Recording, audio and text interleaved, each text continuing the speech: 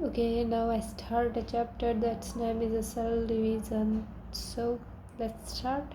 कोशिका चक्र एक विभाजन। कोशिका चक्र सेल साइकिल। इस चक्र में वह समस्त प्रक्रियाएं सम्मिलित होती है जो कोशिका विभाजन से पूर्व तैयारी में प्रयुक्त होती है तथा अंत में विभाजन कराती है। कोशिका चक्र में दो होती है, एक तो इंटरफेज अवस्था होती है, एक एमफेज या विभाजन अवस्था होती है। इंटरफेज ये तैयारी या प्रिपरेशन वाली अवस्था होती है। तैयारी में 90 से 95% अवधि लगती है। विभाजन अवस्था या एमफेज जब कोशिका विभाजन करती है तो इन्हें यह कहते हैं। तैयारी में 5 से 10% अवधि लगती है। मानव कोशिका की कोशिका चक्र अवधि 24 घंटे होती है। इनमें इंटरफेज अवस्था 22 से 23 घंटे की होती है और एम फेज जो विभाजन अवस्था होती है जो 1 से 2 घंटे की होती है। ईस्ट की कोशिका चक्र अवधि 90 मिनट होती है। इकोलाई जीवाणु प्रत्येक 20 मिनट में विभाजन करता है। इनमें इंटरफेज G1 G2 अवस्थाएं नहीं पाई जाती है। प्रोकैरियोट्स में इंटरफेज अवस्थाएं एब्सेंट होती है। इकोलाई जीवाणुओं में डीएनए का प्रतिकृतिकरण होगा तथा सीधे असूत्रीय विभाजन के द्वारा। इंटरफेज तैयारी या प्रिपरेशन अवस्था यह केवल यूकैरियोट्स में देखी जाती है। यह उपापचय रूप से सबसे सक्रिय अवस्था होती है। इस अवस्था में कोशिका या पदार्थ का निर्माण, जीवद्रव्य या कोशिका द्रव्य की वृद्धि, डीएनए का प्रतिकृतिकरण होता है। अर्थात कोशिकीय पदार्थ का निर्माण होता है, जीवद्रव्य या कोशिका द्रव्य की वृद्धि होती है। यह सतत अवस्था प्रक्रिया है। डीएनए या गुणसूत्र का गुणन यह विशिष्ट अवस्था में होगा। इंटरफेज में G1 होती है growth first phase, gap first. S संश्लेषित या सिंथेसिस फेज होती है। G2 gap 2 growth second phase होता है। हृदय की पेशियां व मस्तिष्क के न्यूरॉन पूरे जीवन काल में विभाजन नहीं करते हैं। जीवन अवस्था को पूर्व अस अवस्था और पश्च एम अवस्था कहते हैं। G2 अवस्था को पश्च अस अवस्था तथा पूर्व एम अवस्था कहते हैं। सबसे पहले होती है एम फेज, उसके आगे होती है जी नोड या क्विसेट या शांत अवस्था, उसके बाद में G1 होती है, फिर S होती है और G2, फिर G2 होती है। G1 और S के बीच में फर्स्ट चेक पॉइंट होता है और G2 और M के बीच में सेकंड चेक पॉइंट होता है। G1 इस अवस्था में आरएनए प्रोटीन का निर्माण होगा। इस अवस्था तारक केंद्र का गुणन भी होगा। इस अवस्था में डीएनए का प्रतिकृतिकरण होगा तथा स्टोन प्रोटीन भी गुणन करेंगे। फर्स्ट चेक पॉइंट G1 से इस अवस्था की ओर होता है। विभाजन न दर्शाने वाली कोशिकाएं सेल डिवीजन को निलंबित करती है। G1 अवस्था को एग्जिट कर जीनोड अवस्था में प्रवेश करती है। जीनोड अवस्था को शांत अवस्था या क्विसेंट अवस्था कहते हैं। विभाजन न दर्शाने वाली कोशिकाएं जीनोड अवस्था में पाई जाती है। नोट मानव में हृदय कोशिकाएं मस्तिष्क के न्यूरॉन जीवन में कभी विभाजन नहीं करते अतः हमेशा जीनोड अवस्था में पाए जाते हैं। जीवन अवस्था में आरएनए प्रोटीन का निर्माण देखा जाता है। उन आरएनए प्रोटीन का निर्माण देखा जाता है जिनकी आवश्यकता एस फेज में होती है। फर्स्ट चेक पॉइंट G1 से S की ओर होता है। इस पॉइंट पे यह चेक किया जाता है कि डीएनए में कोई विकार है या नहीं। यदि विकार की मरम्मत संभव नहीं होती है तो कोशिका अपोप्टोसिस प्रेरित किया जाता है। सेल एपोप्टोसिस यानी सेल एपोप्टोसिस को सेल सुसाइड या प्रोग्राम सेल डेथ भी कहते हैं। अस फेज या संश्लेषित अवस्था कोशिका इस फेज में प्रवेश करने के पश्चात विभाजन के लिए प्रतिबद्ध हो जाती है। अस फेज में केंद्रक डीएनए का प्रतिकृतिकरण, हिस्टोन प्रोटीन का द्विगुणन एवं जंतु कोशिका के कोशिका द्रव्य में तारक केंद्र का गुणन होता है। G2 अवस्था में आरएनए प्रोटीन का निर्माण देखा जाता है जिनकी आवश्यकता एम फेज में होती है। उदाहरण ट्यूबुलिन प्रोटीन होता है। सेकेंड चेक पॉइंट होता है जो G2 से एम फेज की तरफ होता है। इस पॉइंट पे यह चेक किया जाता है कि डीएनए प्रतिकृतिकरण सही तरीके से हुआ है एवं कोशिका किसी प्रकार के तनाव में तो नहीं है। कोशिका चक्र का नियमन या आनुवंशिक नियमन है। कोशिका चक्र के नियमन में साइक्लिन एवं साइक्लिन डिपेंडेंट काइनिन प्रोटीन प्रयुक्त होते हैं।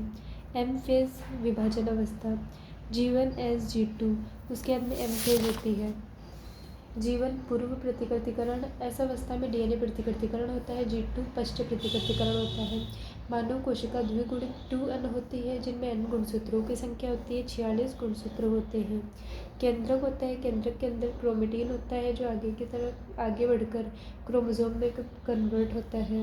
इंटरफेज अवस्था में क्रोमेटिन होते हैं। माना परंतु यदि इंटरफेज अवस्था में ही गुणसूत्र निर्मित हो जाए तो G1 प्रतिकृतिकरण पूर्व N गुणसूत्रों की संख्या होती है तो 2N बराबर 46 हो जाएगा। तो एक गुणसूत्र 2N, एक क्रोमेटिड 2C, 46 C क्रोमेटिन की संख्या होती है। इंटरफेज अवस्था में यदि गुणसूत्र निर्माण हो जाए तो इसे क्रोमेटिड्स कहते हैं। G2 प्रतिकृतिकरण पश्चात दो सिस्टर क्रोमेटिड्स आपस में जुड़ जाती है और एक गुणसूत्र 2 1 46, दो क्रोमेटिड्स यानी 4C 92, G1 फिर S फिर G2। G1 में होता है 2n/2C और G2 में होता है 2n/4C। G1 में 2n/2C और G2 में 2n/4C में कन्वर्ट हो जाता है। प्रतिकृतिकरण पश्चात गुणसूत्र की संख्या तो सेम रहती है परंतु क्रोमेटिड या डीएनए की मात्रा डबल हो जाती है। क्वेश्चन, एक द्विगुणित कोशिका में 24 गुणसूत्र एवं 10 पीजीडीएनए है। G2 अवस्था में संख्या, क्रोमेटिड की संख्या, गुणसूत्र संख्या एवं क्रोमेटिड की संख्या एवं डीएनए की मात्रा निकालनी है। G1 अवस्था में हमारे पास गुणसूत्र की संख्या 2n यानी 24 है, डीएनए की मात्रा 2C 10 पीजी है। तो G2 अवस्था में गुणसूत्र की संख्या तो सेम रहेगी 2n बराबर 24, पर क्रोमेटिड की संख्या और डीएनए की मात्रा डबल हो जाती है यानी ये 4C हो जाएगी यानी 48 और 20 पीजी। विभाजन अवस्था, एम फेज विभाजन में दो प्रकार के विभाजन होते हैं, समसूत्री विभाजन माइटोसिस, अर्धसूत्री विभाजन मियोसिस। समसूत्री विभाजन माइटोसिस होता है। अलैंगिक विभाजन होता है, सभी प्रकार के कई कोशिकाओं में माइटोसिस देखा जाता है। पादपों में द्विगुणित एवं अगुणित कोशिकाओं में एवं जंतुओं में सामान्यतः द्विगुणित कोशिकाओं में माइटोसिस देखा जाता है। कुछ अगुणित कीटों में भी माइटोसिस देखा जाता है। माइटोसिस को समसूत्री विभाजन इसीलिए कहा जाता है क्योंकि इनमें गुणसूत्रों की संख्या समान रहती है। माइटोसिस में विभाजन के द्वारा निर्मित पुत्री कोशिकाएं आनुवंशिक रूप से एक समान होती है, क्लोन्स होती है। कोई कोशिका आनुवंशिक भिन्नता नहीं पाई जाती है। कायिक कोशिकाएं अर्थात होती है बॉडी की सभी कोशिकाएं जनन कोशिका के अलावा। कायिक कोशिकाओं के उदाहरण में हो जाएंगे लीवर की कोशिकाएं, त्वचा की कोशिकाएं, रुधिर कोशिकाएं आदि में यही होती है। माइटोसिस का अध्ययन हेतु सबसे बेहतर ओनियन रूट टिप्स होती है। समसूत्री विभाजन द्वारा कुल कोशिकाओं की संख्या ज्ञात करने का सूत्र 2 की घात n होता है, जिनमें n समसूत्री विभाजनों की संख्या होती है। 5 माइटोसिस के द्वारा कुल कितनी कोशिकाओं का निर्माण होगा, तो इसमें आता है 2 की घात 5 यानी 32। एक जीवाणु कोशिका में 35 मिनट में विभाजन करती है। 175 मिनट पश्चात उसकी कुल संख्या क्या होगी, 175/35 कर देंगे तो वही 5 आ जाएगी विभाजनों की संख्या। कोशिकाओं की संख्या 32 आ जाएगी क्योंकि 2 की घात 5 बराबर 32 होता है। अर्थमेटिक डिवीजन, अंकगणिकीय विभाजन, विशेष प्रकार का समसूत्री विभाजन होता है। इसमें n कोशिकाओं के लिए n-1 विभाजन होते हैं, यानी 128 कोशिकाओं के लिए कितने विभाजन होंगे, 128 - 1 यानी 127 विभाजन होंगे। उदाहरण होता है मूल दीर्घीकरण, एकल कोशिका में सदैव अर्थमेटिक डिवीजन आएगा। यह समसूत्री विभाजन तब होगा जब कोशिका में मूल दीर्घीकरण व एकल कोशिका विभाजन हो। यह विभाजन इन्हीं में होता है। क्वेश्चन, एक जीवाणु में प्रत्येक 5 मिनट में विभाजन दर्शाता है। यदि वह 60 मिनट में एक कप भर देता है तो कप को आधा भरने में कितना समय लगेगा, कप को आधा भरने में समय लगेगा 55 मिनट का। माइटोसिस, समसूत्री विभाजन की बात करें तो माइटोसिस में 2 होते हैं, एक तो कैरियोकाइनेसिस, एक साइटोकाइनेसिस। कैरियोकाइनेसिस यानी होता है केंद्रक विभाजन, साइटोकाइनेसिस यानी कोशिका द्रव्य विभाजन। केंद्रक विभाजन होगा, एक केंद्रक से 2 केंद्रक बन जाएंगे, फिर कोशिका द्रव्य विभाजन होंगे, 2 केंद्रक अलग अलग हो जाएंगे कोशिका द्रव्य विभाजन से। माइटोसिस, समसूत्री विभाजन की क्रियाविधि की बात करें तो इनमें सबसे पहले होता है केंद्रक विभाजन। कैरियोकाइनेसिस की बात करें तो इसमें होता है सबसे पहले प्रोफेज, मेटाफेज, एनाफेज, टीलोफेज, यानी G1 S G2, उसके बाद में एमफेज होता है। तो ये एमफेज की अवस्था है विभाजन की। सबसे पहले होती है प्रोफेज, फिर metaphase, anaphase and then telophase होती है। प्रोफेज में क्रोमेटिन रेशे सम्मिलित होकर गुणसूत्र में रूपांतरित होने लगते हैं। ये सिस्टर क्रोमेटिड्स, ये सेंट्रोमियर, ये काइनेटोकोर होता है। प्रत्येक गुणसूत्र में 1 सेंट्रोमियर और 2 सिस्टर क्रोमेटिड एवं 2 काइनेटोकोर होते हैं। तारक केंद्र जोड़े विपरीत ध्रुवों की ओर गति करते हैं, तंतुओं का निर्माण प्रारंभ कर देते हैं। प्रोफेज के अंत में केंद्रक झिल्ली, केंद्रिका, एंडोप्लाज्मिक रेटिकुलम, गोल्जी काय विलुप्त हो जाते हैं। मेटाफेज में केंद्रक झिल्ली के पूर्ण अपघटित होने पर मेटाफेज अवस्था प्रारंभ होती है। चूँकि गुणसूत्र इस अवस्था में सर्वाधिक संघनित होते हैं, इस कारण गुणसूत्र की मॉर्फोलॉजी का अध्ययन मेटाफेज अवस्था में किया जाता है। इस अवस्था में तंतु स्पिंडल फाइबर का बहुलीकरण हो जाता है तथा सेंट्रोमियर सिस्टर क्रोमेटिड्स के साथ मेटाफेज प्लेट पर व्यवस्थित हो जाते हैं, तो इसे कॉन्ग्रेशन कहते हैं। स्पिंडल फाइबर बराबर होता है ट्यूबुलिन प्रोटीन प्लस RNA। इनमें 97% ट्यूबुलिन प्रोटीन और 3% RNA होता है। तंतु काइनेटोकोर्स से जुड़े होते हैं। नोट की बात करें तो जंतु कोशिकाओं में तारक केंद्र उपस्थित अतः एस्ट्रल रेस का निर्माण होता है। Astral amphi astral mitosis. पादप कोशिकाओं में तर्कतंतु का निर्माण होगा परंतु तारक केंद्र एब्सेंट होगा अतः एस्ट्रल रेस का निर्माण नहीं होता है। An astral mitosis. Anaphase. Prophase metaphase हो चुका है। उसके बाद में आता है एनाफेज। एनाफेज में सेंट्रोमियर का विघटन होता है। सिस्टर क्रोमेटिड पृथक होते हैं और विपरीत ध्रुवों की ओर गति करते हैं। 4C 2C 2C में कन्वर्ट होता है। गुणसूत्रों का IVJL शेप इस अवस्था में अध्ययन करते हैं। प्रत्येक क्रोमेटिड अब गुणसूत्र के रूप में प्रयुक्त होते हैं। टीलोफेज। टीलोफेज प्रोफेज के विपरीत होता है। गुणसूत्र असंघनित होकर क्रोमेटिन में परिवर्तित होते हैं। केंद्रक झिल्ली, केंद्रिका, एंडोप्लाज्मिक रेटिकुलम, गोल्जिका पुनः निर्मित हो जाते हैं। ये 2/1/2C 2/4C में कन्वर्ट होता है और 2/2C 2। उसके बाद में आता है साइटोकाइनेसिस, कोशिका द्रव्य विभाजन। कोशिका द्रव्य विभाजन होता है जो लेट एनाफेज के अंत में प्रारंभ होता है। साइटोकाइनेसिस दो होते हैं, एक तो जंतु कोशिकाओं में, एक पादप कोशिकाओं में। जंतु कोशिकाओं में होता है क्लीवेज कंस्ट्रक्शन फिरो मेथड, खाज के माध्यम से होगा। पादप कोशिकाओं में सेल प्लेट मेथड, कोशिका पट्टी के माध्यम से होगा। सबसे पहले आता है क्लीवेज कंस्ट्रक्शन फिरो मेथड। जंतु कोशिकाओं में प्लाज्मा झिल्ली होती है जो बाहर से भीतर की ओर संकुचित होती है। इस प्रक्रिया में प्लाज्मा झिल्ली बाहर से भीतर की ओर संकुचन दर्शाती है। सूक्ष्म तंतुओं की सहायता से खाज का निर्माण होता है। उसके बाद में सेल प्लेट मेथड होता है जो पादप कोशिकाओं में होता है। इस प्रक्रिया में गोल्जी इकाई केंद्र में एकत्रित हो कार्बोहाइड्रेट का स्त्रावण करती है तथा फ्रेगमोप्लास्ट नामक संरचना का निर्माण करती है। यह फ्रेगमोप्लास्ट मध्य पट्टिका का निर्माण करता है। मध्य पट्टिका का निर्माण भीतर से बाहर की ओर सेंट्रीफ्यूगल होगा। माइटोसिस के महत्व।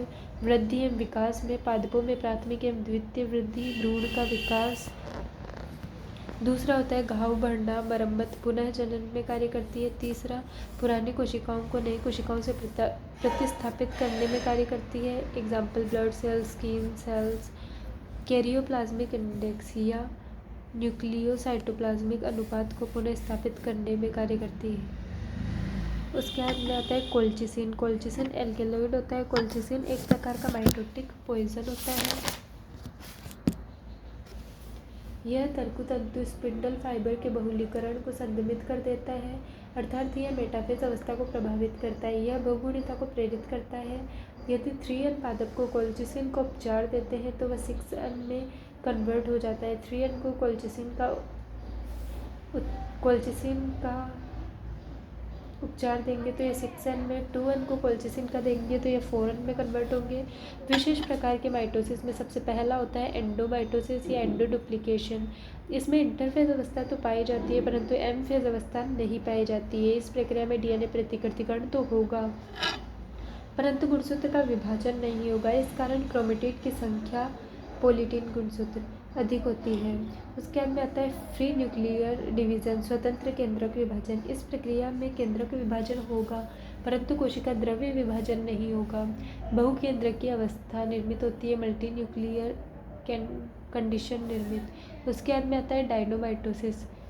डायनोमाइटोसिस इस विशेष प्रकार के माइटोसिस में गुणसूत्र का विभाजन केंद्रक के भीतर होता है तथा तर्कुतंतु भी केंद्रक के भीतर निर्मित होते हैं। उदाहरण डायनोफ्लैजिलेट्स होते हैं। मियोसिस अर्धसूत्री विभाजन। लैंगिक विभाजन लैंगिक जनन में प्रयुक्त होता है। यह जनन कोशिकाओं में देखा जाता है। अलैंगिक जनन दर्शाने वाले मियोसिस अर्धसूत्री विभाजन लैंगिक विभाजन लैंगिक जनन में प्रयुक्त होता है। यह जनन कोशिकाओं में देखा जाता है। नोट: अलैंगिक जनन दर्शाने वाले जीवाणुओं में मियोसिस नहीं देखा जाता है।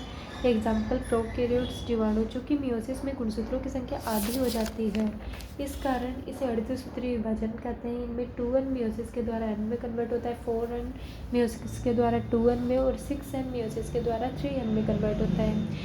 अगुणित कोशिकाओं में मियोसिस नहीं होता है। लैंगिक जनन दर्शाने वाली अगुणित व द्विगुणित दोनों जीवों में मियोसिस देखा जाता है। द्विगुणित जीवों में युग्मक निर्माण के दौरान मियोसिस देखा जाता है। द्विगुणित जीव जैसे मानव, उच्च पादप। द्विगुणित जीव यानी 2N में गैमेटिक मियोसिस होता है, अगुणित युग्मक का निर्माण। अगुणित जीवों में युग्मनज के स्तर पर मियोसिस देखा जाता है। अगुणित जीव यानी कवक, शैवाल अगुणित जीव यानी कैपिटल एन युग्मक, 2 युग्मक मिलते हैं निषेचन के दौरान 2n युग्मनज का निर्माण होता है और जाइगोटिक मियोसिस के द्वारा अगुणित n युग्मक का निर्माण होता है। Meiosis first and second, 2n meiosis first अर्धसूत्रीय विभाजन के द्वारा गुणसूत्रों की संख्या आदि स्मॉल n में कन्वर्ट होता है। फिर मियोसिस सेकेंड समसूत्रीय विभाजन होते हैं और यह 4 अगुणित युग्मक का निर्माण होता है। एक मियोसिस से 4 क्रियाशील नर युग्मक का निर्माण होता है और एक मियोसिस से 1 क्रियाशील मादा युग्मक का निर्माण होता है। तो 100 शुक्राणुओं के निर्माण के लिए कितने मियोसिस की आवश्यकता होती है? 100/4 यानी 25 नर युग्मक n है तो मियोसिस होंगे n/4, मादा युग्मक n है तो मियोसिस होंगे n ही। 100 मादा युग्मक अंड कोशिका बनाने के लिए 100 मियोसिस की आवश्यकता होती है। 100 बीज के निर्माण के लिए कितने मियोसिस होते हैं? 100 बीज है तो इसमें 100 नर युग्मक 100 मादा युग्मक है, तो इनके निर्माण के लिए हमें 125 मियोसिस की आवश्यकता होती है। मियोसिस के द्वारा निर्मित युग्मक अगुणित कोशिकाएं आनुवंशिक रूप से भिन्नता दर्शाती है। मियोसिस के द्वारा निर्मित युग्मक या अगुणित कोशिकाएं आनुवंशिक रूप से भिन्नता दर्शाती है, कारण जीन विनिमय या पुनर्योजन होता है। मियोसिस फर्स्ट अर्धसूत्रीय विभाजन फर्स्ट अवस्था है। Prophase first, metaphase first, anaphase first, telophase first होती है। प्रोफेज फर्स्ट की 5 उप अवस्थाएं होती है: leptotene, zygotene, pachytene, diplotene, diakinesis. Prophase first ये कोशिका विभाजन की सबसे लंबी अवस्थाएं होती है। इसकी उप अवस्थाओं की बात करें, सबसे पहले लेप्टोटिन अवस्था होती है जिसे बुके अवस्था भी कहते हैं। इस अवस्था में क्रोमेटिन बुकेट अवस्था कहते हैं। इस अवस्था में क्रोमेटिन रेशे संघनित होकर गुणसूत्र में परिवर्तित होते हैं। दूसरी अवस्था जाइगोटिन अवस्था होती है। इस अवस्था में समजात गुणसूत्र युग्मित होते हैं। इसे साइनेप्सिस कहा जाता है। नॉन सिस्टर क्रोमेटिड्स बाइवलेंट अर्थात 2 समजात गुणसूत्र, टेट्रेड अर्थात 4 क्रोमेटिड।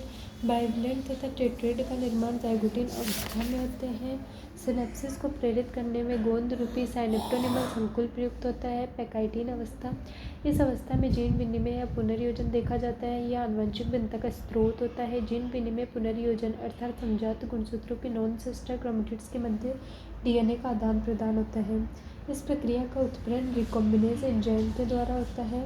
उसके बाद में डिप्लोटिन अवस्था, यह सबसे लंबी अवस्था होती है। अंड कोशिकाओं में यह अवस्था महीनों से सालों तक रहती है। इस अवस्था में साइनेप्टोनिमल संकुल घुलने लगता है। समजात गुणसूत्रों में प्रतिकर्षण होता है तथा वह जीन विनिमय वाले क्षेत्र पर जुड़े रहते हैं। इस एक्स आकार की संरचना को कियाज्मेटा कहते हैं। डाइकाइनेसिस, इस अवस्था में कियाज्मेटा डाइकाइनेसिस अवस्था, इस अवस्था में कियाज्मेटा का उपांत्य भवन हो जाता है, टर्मिनेशन होगा और यह विलुप्त होगा। केंद्रक झिल्ली, केंद्रिका, एंडोप्लाज्मिक रेटिकुलम, गोल्जिका विलुप्त हो जाते हैं। मेटाफेज फर्स्ट होता है। इसमें तर्कुतंतु स्पिंडल फाइबर का बहुलीकरण होता है तथा समजात गुणसूत्र मेटाफेज प्लेट पर व्यवस्थित हो जाते हैं, जिसे कंग्रेशन बोलते हैं।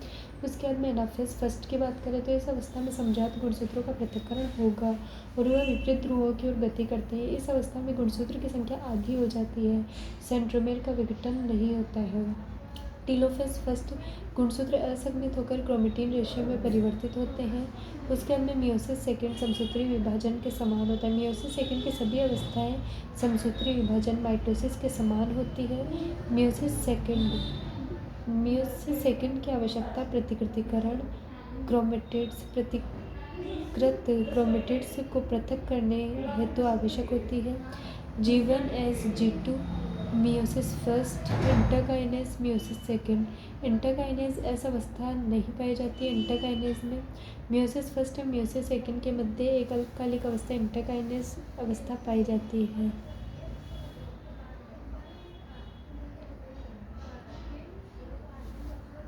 ओके, वापस G1 as G2 meiosis first, interkinesis meiosis second. Interkinesis अवस्था में ऐसा अवस्था नहीं पाई जाती है। मियोसिस फर्स्ट और मियोसिस सेकेंड के मध्य एक अल्पकालिक इंटरकाइनेज अवस्था पाई जाती है। इसमें G1 G2 अवस्थाएं प्रेजेंट, ऐसा अवस्था एब्सेंट होती है। एक मियोसिस में कुल 2 विभाजन एवं एक प्रतिकृतिकरण देखा जाता है। माइटोसिस में G1 as G2 prophase, metaphase, anaphase, telophase 2n/2 C 2n/4 C 2n/4 C 2n/4 C 2n/4 C 2n/2 C 2n/2 C के रूप में होते हैं। मियोसिस में G1 as G2 prophase first, anaphase first, metaphase के रूप में होते हैं। पीढ़ी दर पीढ़ी गुणसूत्रों की संख्या तो स्थायी रखने में मियोसिस कार्य करता है। ओके, सेल डिवीज़न चैप्टर के नोट्स कंप्लीट रिवाइज हो चुका है।